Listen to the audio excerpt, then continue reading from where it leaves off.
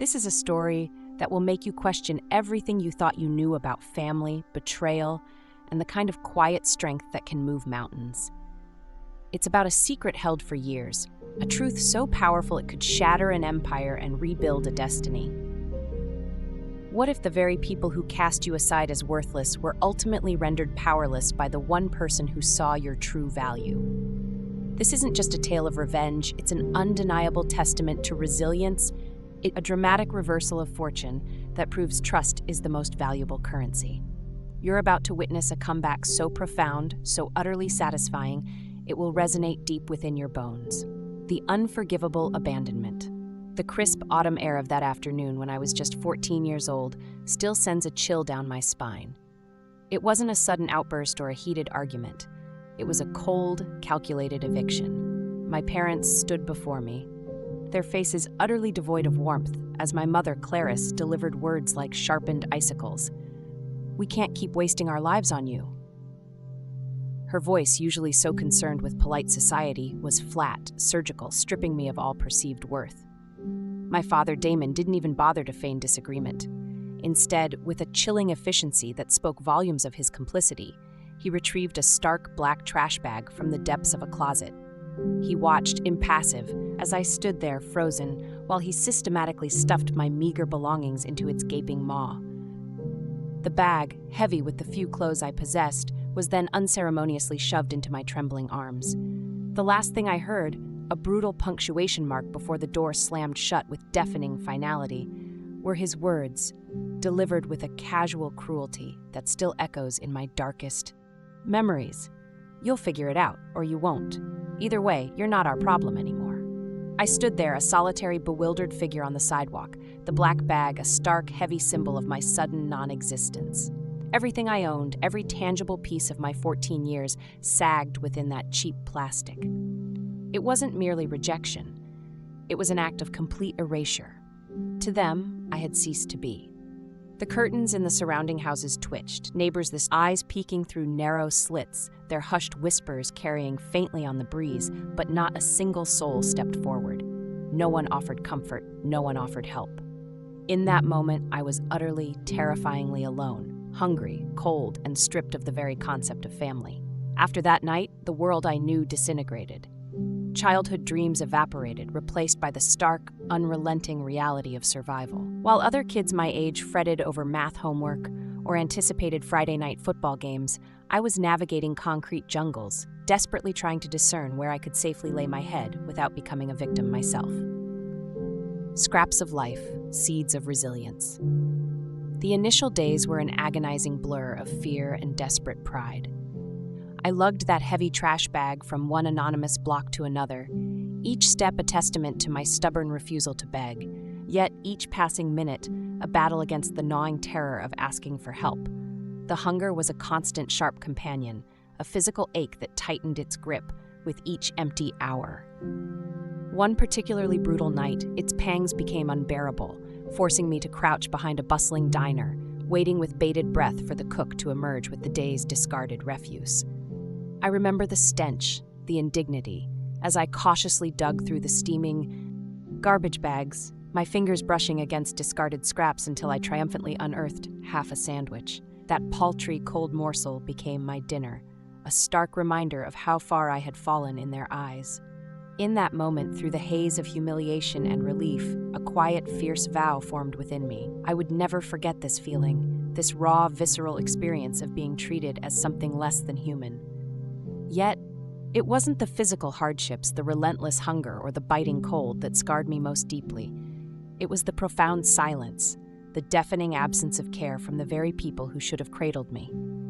My mother, Clarice, was a woman perpetually captivated by appearances. Her world revolved around pristine homes, the subtle allure of expensive perfumes, and a carefully curated circle of friends who endlessly praised her impeccable style. To her, children were merely accessories, an extension of her perfect facade, and I, in her eyes, had become a defective one, tarnishing her flawless image. My father, Damon, was a more enigmatic figure, his cruelty sharper, less overt. He wielded words like precision instruments, each utterance a judgment. I never once heard him express pride in me. Instead, my less-than-perfect grades were met with cutting remarks. A Calloway should never be average. When they cast me out, they didn't just slam a door, they violently severed any illusion I held that family implied unconditional love. I had a younger sister, Mira, a delicate 12-year-old at the time of my banishment. I can still see her small face, contorted in anguish, pressed against the upstairs window as I trudged down the driveway. Her tiny hand tapped desperately against the glass, a silent plea, before my parents, with chilling efficiency, pulled her away. That haunting image, her tears and her silent farewell, remained etched in my mind, a beacon in the darkest, most solitary nights. Mira was the only one who had ever looked at me as if I truly mattered, yet she remained trapped in their gilded cage, forced to obey their tyrannical silence. The unseen hand of Grandfather Silas. In the vast, desolate landscape of my abandonment, only one fragile thread of connection dared to persist. My grandfather Silas Calloway, Damon's father, was a man etched with the stories of time. His face, weathered like ancient stone, held the wisdom of countless battles fought and won, and his voice, though often gruff, carried an unmistakable blend of authority and an unexpected tenderness. Silas wasn't one for effusive praise or gentle words. His affection was conveyed through actions, always speaking far louder than any verbal expression. He was a man who had built a modest chain of businesses from the ground up, carrying himself with the quiet confidence of someone who had forged his own empire with sheer grit and bare hands. Most people in the family feared him, intimidated by his formidable presence, but I knew better. He didn't offer me pity, a sentiment I would have fiercely rejected anyway. Instead, he saw something in me, a fire, a stubborn will to fight, and he respected it. Every few months, almost uncannily, when my struggles felt most insurmountable, I would catch a glimpse of him, watching me from a careful distance. Once, during a particularly harsh spell, he slipped me a folded $20 bill, his movement quick, almost furtive, accompanied by a terse grunt, as if embarrassed to show even that much overt affection. "Don't waste it," he'd gruffly advised, his eyes holding a depth I couldn't quite decipher then. That small, seemingly insignificant act was his unique language of care, a silent affirmation that I wasn't entirely forgotten. Despite the brutal hand life had dealt me, I found ways to survive, to carve out my own existence. I worked a succession of menial back-breaking jobs, pumping gas at grimy stations, washing endless stacks of dishes in greasy diners, shoveling snow during the biting winters, and meticulously mowing lawns under the relentless summer sun. Each hard-earned dollar wasn't just money, it was tangible proof, a defiant declaration that I didn't need Clarice or Damon to exist to matter. Forging a new identity. Maintaining my education proved to be an even greater challenge than finding food or shelter. Some nights, the cold, unyielding comfort of a park bench was my bed. Other nights, a crowded, impersonal shelter offered a brief reprieve. Yet, through it all, I showed up to class, my face often etched with exhaustion, my clothes patched and worn. Teachers, with their keen eyes, certainly noticed my fatigue, the subtle signs of my struggle, but I became adept at lying, at deflecting their concern with a manufactured smile and a hollow assurance that everything was fine. My pride, a fragile but potent shield, prevented me from divulging the brutal truth of my existence to anyone. By the age of 16, I had mastered the art of blending into the background, becoming a ghost in plain sight. I learned not to complain, not to ask for more than I had rightfully earned, and to keep my gaze fixed firmly on the path ahead, always moving forward. The raw sting of rejection, once a searing wound, had slowly hardened within me, transforming into an unshakable core of determination. When well-meaning strangers remarked that I looked tired, I simply offered a polite smile. When they inquired about my parents, I would calmly respond that they were busy.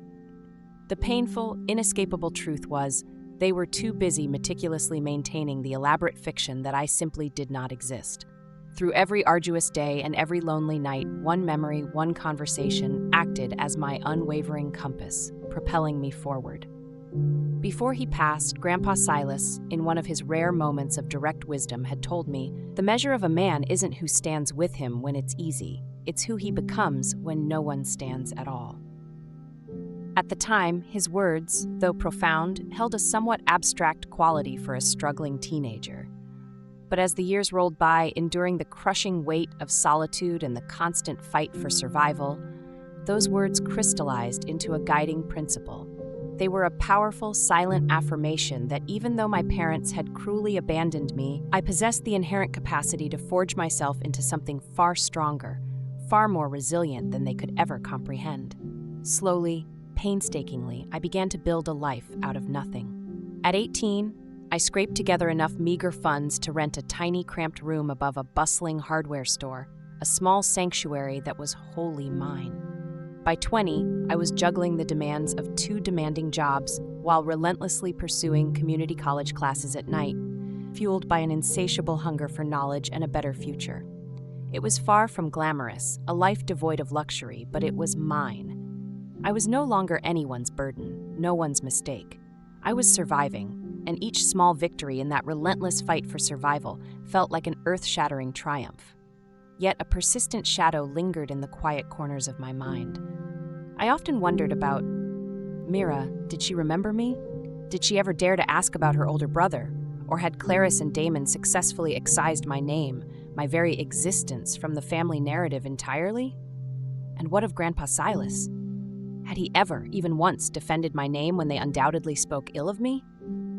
These questions, sharp and persistent, gnawed at me, but I steadfastly buried them beneath the relentless demands of work and an unwavering focus on the future. The inevitable return. This was the landscape of my life until the phone call came, a sudden, jarring disruption to my carefully constructed solitude. It was from a cousin, a distant relative I barely remembered, who informed me with a somber tone that Grandpa Silas had finally passed away. The funeral, she explained, would be held at the sprawling family estate, the very place I hadn't set foot in since that cold, brutal night I was cast out. I didn't possess much in the way of worldly goods. A borrowed suit that strained at the seams, shoes that pinched my feet unmercifully, and a decrepit car that coughed and sputtered more than it actually ran. But I knew, with an absolute certainty that resonated deep within my soul, that I had to be there. For the first time in over a decade, I would face the people who had so readily, so cruelly abandoned me. A tremor of apprehension ran through me. I wasn't entirely sure if I was truly ready for such an emotionally charged confrontation. Yet, one thing was crystal clear. I would not walk back into their world as the discarded boy they had casually thrown away. I would arrive as the man I had fought, bled, and clawed my way to become. The morning of the funeral dawned with an oppressive weight. My chest tightened with each button of the borrowed shirt, a garment that simply refused to fit properly. I stared at my reflection in the cracked, peeling mirror of my tiny room above the hardware store. The man staring back looked undeniably tired, perhaps even older than his 26 years, yet his eyes held something my parents had never possessed, never recognized in me, an unyielding resolve. This day wasn't merely about bidding farewell to my grandfather. It was about re-entering a world that had once coldly thrown me to the curb, and showing them in no uncertain terms that I had not only survived, but had, against all odds, thrived. When my sputtering, ancient sedan finally pulled up to the Grand Callaway estate, the long driveway was already lined with an intimidating display of polished black luxury cars. Mercedes, Bentleys, a gleaming Rolls-Royce occupying the place of honor at the very front. I discreetly parked my own vehicle at the far end, strategically out of sight of the main entrance, and began the long walk up the gravel path. Guests, impeccably dressed in expensive black suits and glittering jewelry, swept past me with an air of casual disdain, their eyes registering not a flicker of recognition. Or perhaps more accurately, they simply pretended not to know the ragged, uninvited stranger. I stepped inside the house, a place that held both cherished and painful memories, a place I hadn't seen since the shattering events of my childhood. The distinct scent of polished wood mingled with expensive cologne, a heady fragrance that immediately triggered a cascade of memories. A younger me, full of boundless energy running through these very halls, Mira's innocent laughter echoing joyfully behind me. Now the laughter was long gone, replaced by hushed whispers, and the mournful strains of a string quartet playing softly near the reception room. At the very heart of the room, dominating the space, rested my grandfather's casket, draped in dark, rich velvet, a simple, dignified photograph resting above it. Even in the picture, he looked stern, formidable, but to me, in that solemn moment, he looked like the only person who had ever truly believed I was worth something. A glimpse of the past, a whisper of connection. Then I saw them. My mother and father entered from the far side of the room, their arrival an unspoken demand for attention. Clarice, ever the meticulous performer, wore a perfectly tailored black dress, a pristine string of pearls adorning her neck, her expression a carefully calibrated mask of sorrow. Damon followed closely behind, his posture ramrod straight, his custom-made suit fitting him like a second skin, his eyes scanning the room with the proprietary air of a man assessing his domain, gauging his worth by the people he could effortlessly control. Behind them lumbered my Uncle Rhett, broad-shouldered and boisterous even in his enforced silence, a telltale smirk already playing on his lips, betraying the avarice that clearly festered within his mind. They spotted me almost instantly, their gazes narrowing. Clarice's lips tightened into a thin, bitter line, as if she had suddenly tasted something profoundly unpleasant. She leaned conspiratorially toward Damon, muttering something I couldn't quite discern, but his response came back sharp, cold, and undeniably clear. He shouldn't even be here. His words weren't directed at me, but they cut deep, as if physically striking me. Ignoring their collective disdain, I walked with deliberate steps toward the casket. When I finally reached it, I placed my hand gently on the polished wood, a silent, reverent gesture. For a brief, precious moment, it was just him and me, connected across the vast chasm of death and abandonment. "Thank you for never forgetting me," I whispered, the words barely audible. As I turned away, my gaze met Mira's at the edge of the room. She was 24 now, a woman gracefully grown into the person I had only ever dared to imagine she would become. Her eyes, wide and luminous, widened further when they landed on me, and for a fleeting second, I saw the same terrified little sister whose small hand had pressed against the glass the night I was forced to leave. Yet she didn't move closer. The suffocating presence of our parents held her still, a captive in their world. Her silence was a palpable thing, loud in its unspoken anguish. But her eyes, brimming with an unspoken depth, told me everything I needed to know. I had been missed. The funeral ceremony began, the pastor's voice resonating through the solemn hall as he spoke of Silas's prodigious hard work, his impressive accomplishments, and his enduring legacy. I listened, or rather I heard the words, but my true focus drifted, scanning the rows of expectant faces. Each one waited, not for the prayers, not for the eulogies, but for the dramatic culmination everyone anticipated, the reading of the will.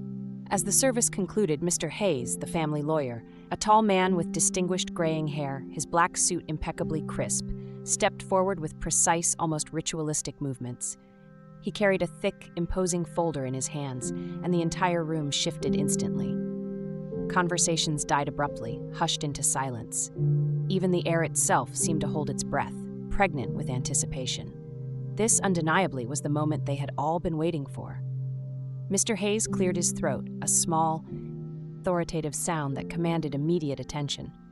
As executive of Silas Calloway's estate, he began, his voice carrying surprising authority, I will now read the provisions of his will.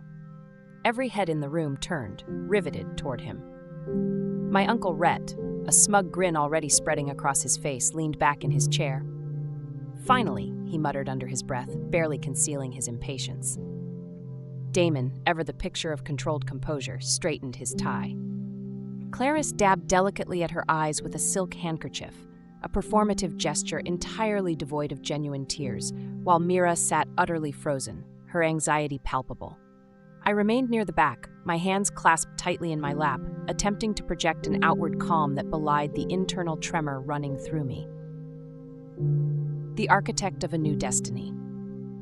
The lawyer began by meticulously listing a series of smaller bequests, generous donations to various charities, thoughtful gifts to Silas's long-standing employees, and minor properties assigned to distant relatives. With each line read, the tension in the room grew noticeably thicker, a heavy, almost suffocating blanket. Everyone, absolutely everyone, was waiting with bated breath for the monumental final announcement, the allocation of the vast fortune that would undoubtedly define the Calloway name for generations to come. Finally, Mr. Hayes paused, a deliberate, theatrical silence. He shuffled the papers within the folder, his eyes slowly sweeping across the expectant faces in the room, lingering on each one for a fraction too long. "As for the majority of my estate," he read aloud, his tone measured and deliberate, $42 million in assets, businesses, and properties. I leave it all to one person, and only one. Clarice leaned forward, her pearls gleaming, her eyes narrowed in fierce anticipation. Damon's jaw visibly tightened, a muscle clenching rhythmically. Rhett's smug smirk, already wide, stretched even further across his face. Mira's eyes darted nervously around the room, a flicker of apprehension in their depths. Mr. Hayes continued, his voice resonating through the hushed hall. "The heir to everything will not be the one who demanded the most, nor the one who carries my name the loudest. The heir will be the one who kept my secret safe." A confused ripple spread through the crowd, a collective gasp of bewilderment. Rhett's confident frown deepened into an angry scowl. Damon's head snapped sharply toward the lawyer, his composure beginning to crack. Clarice whispered, her voice laced with an undeniable sharpness. "What does that mean?" Mr. Hayes, with an almost unnerving calm, closed the folder carefully. Then, he looked up, his gaze sweeping over the room one final time until it landed squarely on me.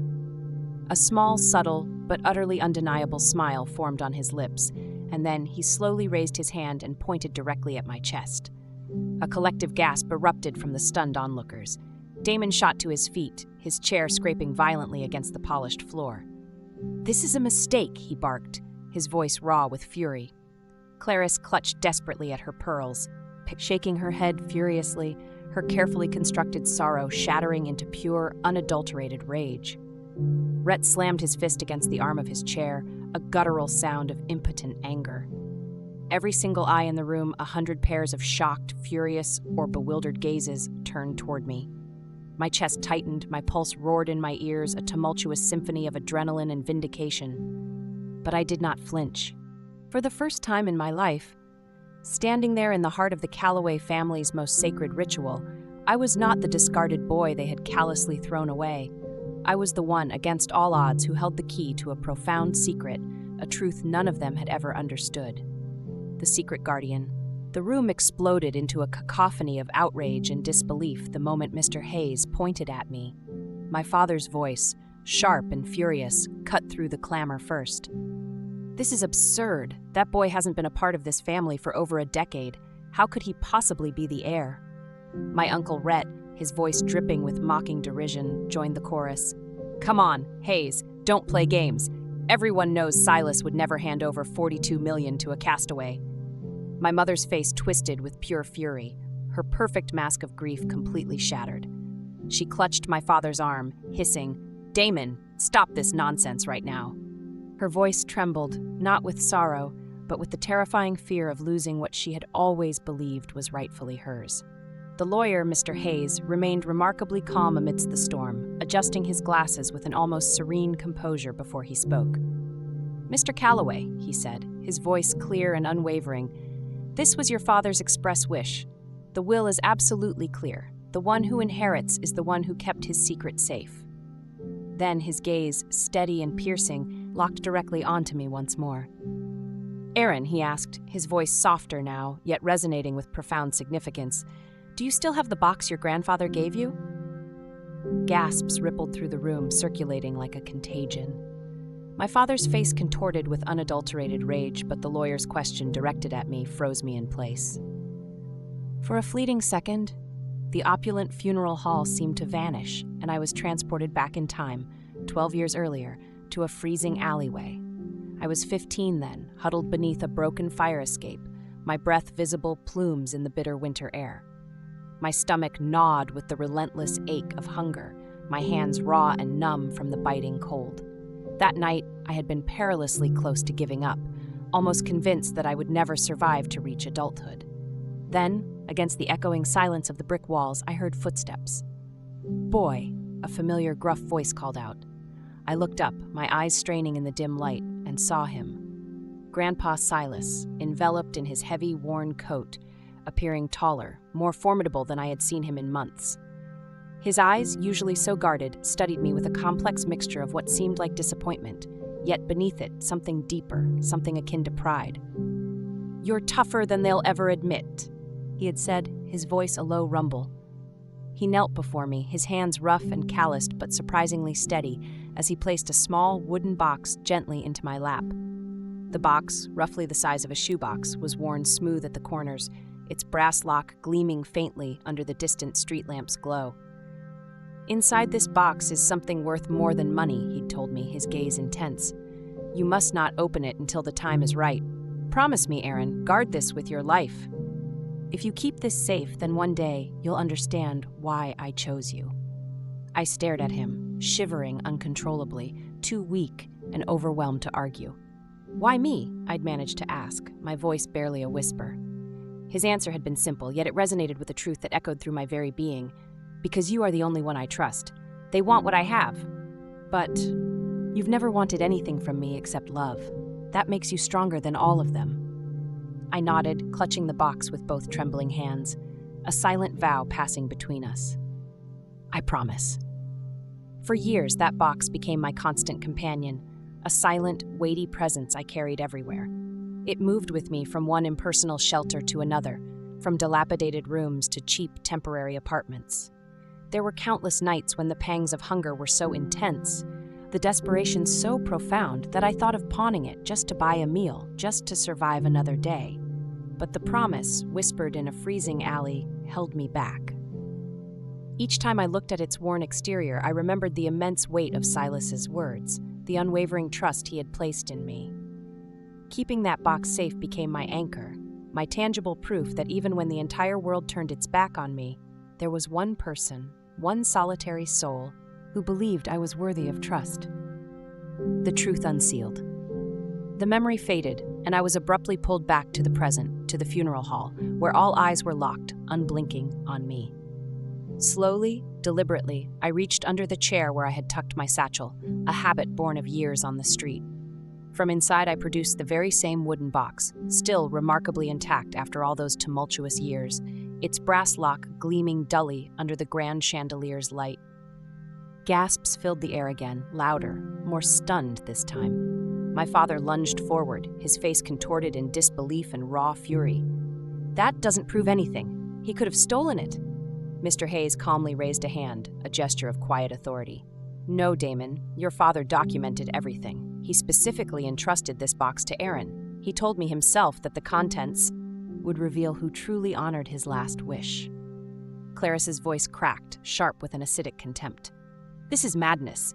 We raised him, we sacrificed for him, and he abandoned us. How dare you reward betrayal?"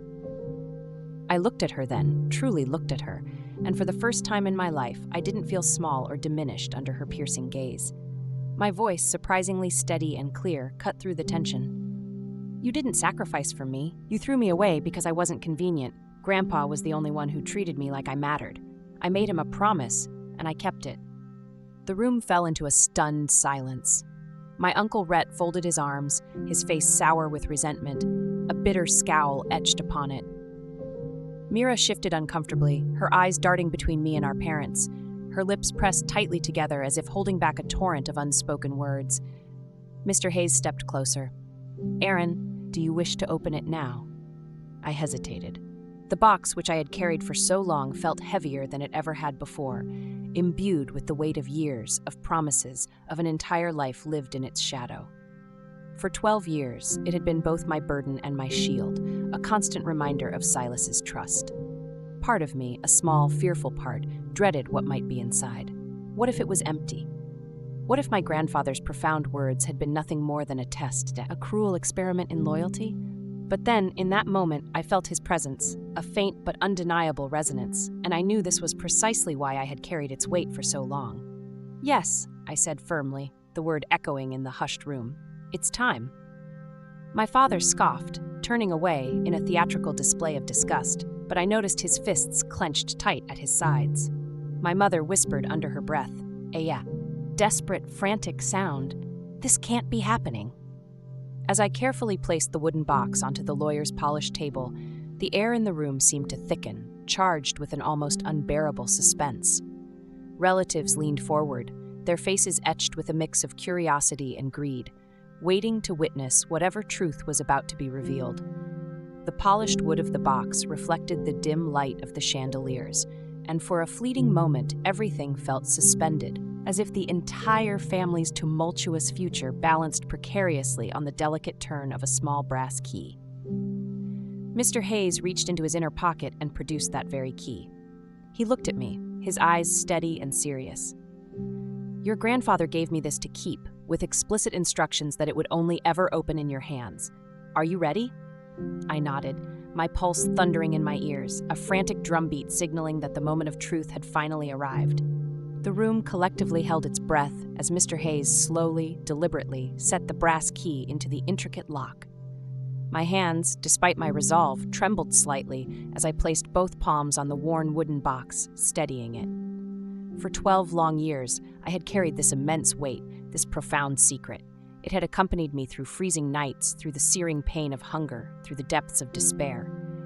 Now, at the very center of my estranged family's gaze, it was about to reveal its long-held secrets. The lock clicked softly, slowly, the lid creaked upward, and inside, nestled against a bed of dark velvet, lay a leather-bound journal, its edges worn smooth with age and use, alongside a folded envelope, sealed meticulously with a deep red wax stamp. Gasps rose from every corner of the room, louder, more fervent this time. My father took a step forward, his face twisted in utter disbelief. "That's it? A box of papers?" Mr. Hayes lifted the journal with reverent care. "These," he announced, his voice carrying the weight of profound revelation, "are the private writings of Silas Calloway, your father, your grandfather, his reflections, his personal accounts, and his undeniable truths. He instructed that the contents be read aloud only if Aaron presented this box intact." Clarice's voice cracked again, sharp with open contempt. "This is theater! Silas would never give power to that boy! This is a manipulation!" The lawyer, unfazed, ignored her. He opened the journal and began to read.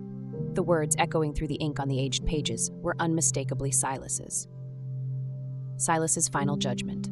"To my family," Mr. Hayes read, his voice taking on the gruff, authoritative tone I remembered from my grandfather, "I leave these words. Over the years, I built a fortune from nothing. I built a legacy meant to endure. But money is not the true measure of worth. Character is, and character is revealed not by greed, but by loyalty and sacrifice." The room shifted restlessly, a ripple of unease passing through the gathered relatives. Damon sneered, a flicker of contempt crossing his features. Rhett crossed his arms, his posture defensive. Mira, however, leaned forward, her eyes wide with a dawning comprehension. Mr. Hayes continued, his voice unwavering. "To my eldest son, Damon, I leave nothing. You betrayed my trust when you stole from the company to cover your debts. To my brother Rhett, I leave nothing. You sought only to outshine me, but never once sought to honor the Calloway name. To Clarice, who married into this family, I leave nothing, for your heart has always been ruled by vanity, not love." Clarice gasped, as though the words themselves had physically struck her, a sharp, audible blow. She turned to Damon, her face pale, her voice a desperate plea. "He is lying. Tell me he is lying." Damon's jaw clenched, his silence a stark admission of guilt. Mr. Hayes, relentless, read on. "To my granddaughter Mira, I leave the hope that she may one day free herself from the chains of her parents' cruelty. But to my grandson Aaron, I leave everything. Because when the world abandoned him, he did not abandon me. He kept my secret safe." Mr. Hayes then unfolded the sealed envelope, holding it high for all to see, before carefully breaking the red wax seal.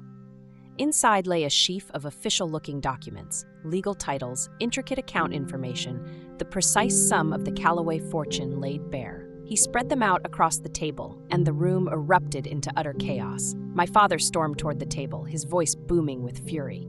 "This is a farce! You expect me to believe that the old man would cut me out and hand everything to him? He was senile. He was manipulated." Mr. Hayes's voice remained remarkably calm, a steady island in the raging storm. "Your father had this notarized 3 years ago, Mr. Calloway. Every document is valid. There is no contest." Rhett slammed his hand against the back of a nearby chair, his face a mask of incandescent rage. "I'll take this to court. No way I walk away empty-handed while the boy who was thrown out like trash walks away with millions." Mr. Hayes looked at him sharply, his gaze cutting. You can try, but the evidence of your misdeeds is clearly detailed in this journal, Mr. Calloway. Fraud, theft, betrayal. The court will see who your father truly believed in and who he did not. Clarice spun toward me then, her eyes burning with a venomous hatred I had never witnessed before. You ruined this family. Do you hear me, Aaron? You ruined us!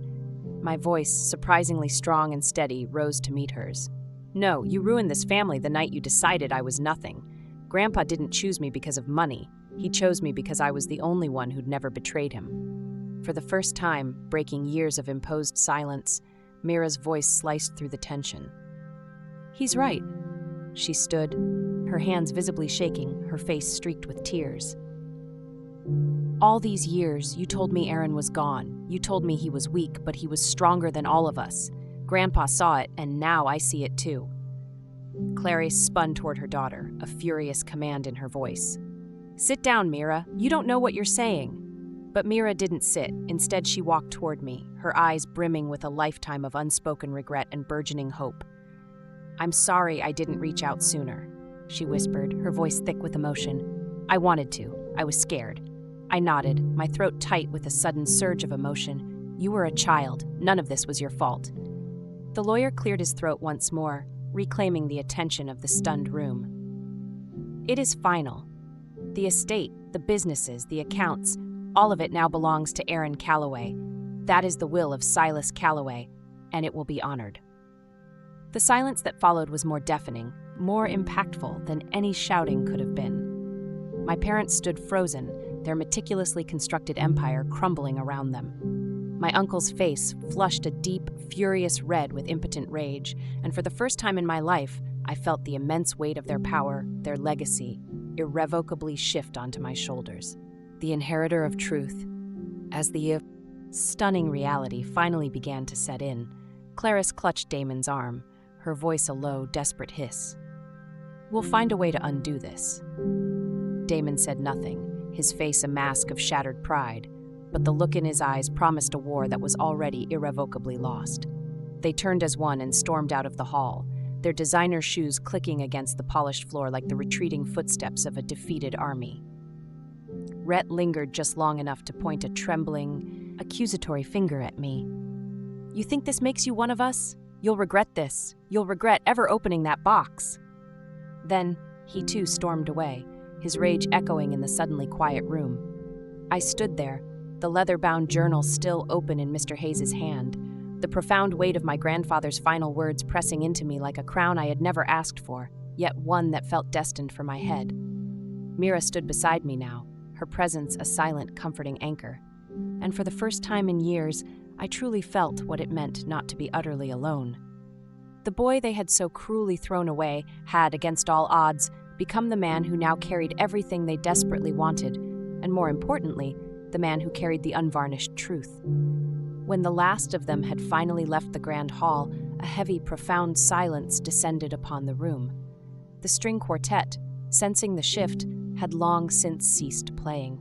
The only sound was the gentle, steady shuffling of papers as Mr. Hayes meticulously packed away the documents that now, irrevocably, bore my name. My hands rested on the polished wood of the box, the very same box I had carried for 12 long, arduous years, and for the first time it felt remarkably light, shedding its past burdens. Mira stood close beside me, her voice soft, almost sure. I always wanted to write to you, Aaron. I wanted to find you, but every time I tried, Mom and Dad told me it would only hurt me. They said you didn't care about us anymore. I looked at her then, seeing not the terrified little girl from the window, but the resilient, compassionate woman she had become. I never stopped caring, Mira, I reassured her, my voice thick with emotion. Not for a single day. They wanted to erase me, but I remembered you every time I wondered if I could keep going. You were the reason I kept fighting. Her eyes filled with tears, and she whispered, Then maybe we can start again? I nodded, feeling a warmth spread through me that I hadn't known in years, a sense of belonging long denied. Yes, we can start again. Mr. Hayes approached us then, placing the journal, now officially mine, into my hands. Your grandfather was a hard man, he said, his gaze softening, but he was not blind. He saw through the greed. He saw who truly had honor. He wanted you to know that you were never forgotten, no matter what anyone else told you. I opened the journal once more, my fingers tracing the aged script, and read the final line aloud, the words resonating with a power that transcended mere sentiment. My heir is the one who understood that trust is worth more than gold. The words sank deep into my very being. They weren't just an inheritance. They were absolution. As I walked out of the estate with Mira at my side, the winter sun was finally breaking through the heavy clouds, casting a golden light across the driveway where, just hours earlier, my parents had paraded in their gleaming luxury cars. Now those cars were gone, leaving behind only the stark silence of their absence. For the first time in years, I felt no anger toward them. They had tried to bury me, to erase my existence, but in doing so, they had inadvertently proved what I had always known in my heart. Family is not defined by blood alone. It is defined by love, by loyalty, and by the unyielding pursuit of truth. A new legacy forged in the weeks and months that followed. My world underwent a profound and undeniable transformation. Lawyers meticulously transferred accounts, official papers were signed, and properties shifted seamlessly under my newly established name. Headlines, whispered and sensational, spoke of the vast Callaway fortune moving to the grandson no one had spoken of in years. A ghost from the family's past suddenly brought to vivid life. My parents, as expected, attempted to contest the will, their desperation palpable, but the ironclad evidence contained within the journal, detailing their misdeeds and betrayals, shut every door they tried to open. My Uncle Rhett's blustery threats faded into an impotent silence once his own questionable financial dealings exposed by the journal came to light. But the most significant change, the most profound shift, wasn't found in the rapidly swelling bank accounts or the hushed boardrooms of the businesses I now owned. It was a change within me.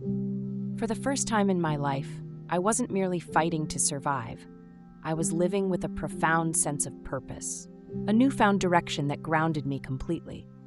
I remembered the boy who had once eaten from trash bags, shivering in desolate alleys, carrying a mysterious box he didn't fully comprehend. That boy had kept his solemn promise, and that promise, that unshakable loyalty, had become the very foundation of everything I now held. Mira visited often, her presence a balm to my soul. We spent countless hours together, sorting through the journal, reading stories about Silas that made us laugh and cry, slowly rebuilding the fragile bridge between us. She confessed her long-held regrets and fears, and I, in turn, assured her that none of this painful history had ever been her fault. We were, against all odds, rebuilding something together, something that had been shattered but never truly lost. In the quiet moments, I would sit alone with the journal, my fingers tracing the familiar lines of my grandfather's handwriting. I reflected deeply on what he had truly given me. Not just money, not just property, but the undeniable truth that my inherent worth had never depended on the fleeting approval of those who had so readily abandoned me. My worth had always resided in the promises I kept, in the unwavering integrity I upheld even when no one else was watching, in the unwavering fight within my spirit. Looking back now, with the clarity that time and perspective afford, I realized that the inheritance was never truly about the fortune itself. It was about vindication. It was about unequivocally demonstrating that resilience and loyalty could and would outlast the cruelest betrayal.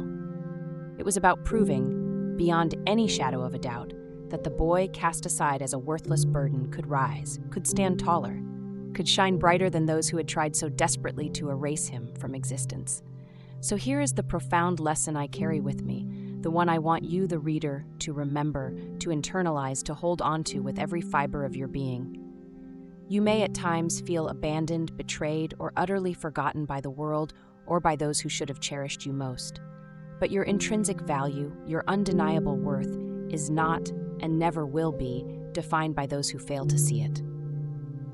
Your true value is defined by the promises you keep to yourself and to others, by the fight you steadfastly refuse to give up, by the love you choose to protect, nurture, and embody, even when the entire world seems to turn its back.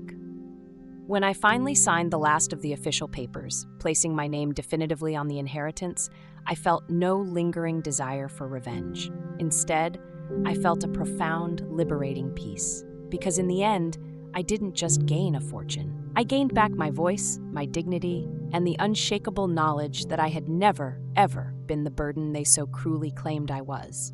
And as I look forward now, embracing the boundless possibilities of my future, I know one thing with absolute certainty. The greatest inheritance my grandfather left me was not the $42 million. It was the powerful, enduring reminder that loyalty, resilience, and truth are worth infinitely more than any amount of gold. This is my story. If it resonated with you, if it stirred your thoughts, if it made you feel something profound, I humbly ask you to share it. Share it with someone who needs to hear that they are not alone, someone who needs to be reminded of their immeasurable worth. Leave a comment below and tell me what you think, because I want to hear your stories too. And if you seek more narratives like this one, subscribe to this channel. Your support empowers me to keep sharing the raw, unvarnished truth about survival, about the extraordinary power of resilience, and about the invaluable lessons life teaches us in the hardest possible ways.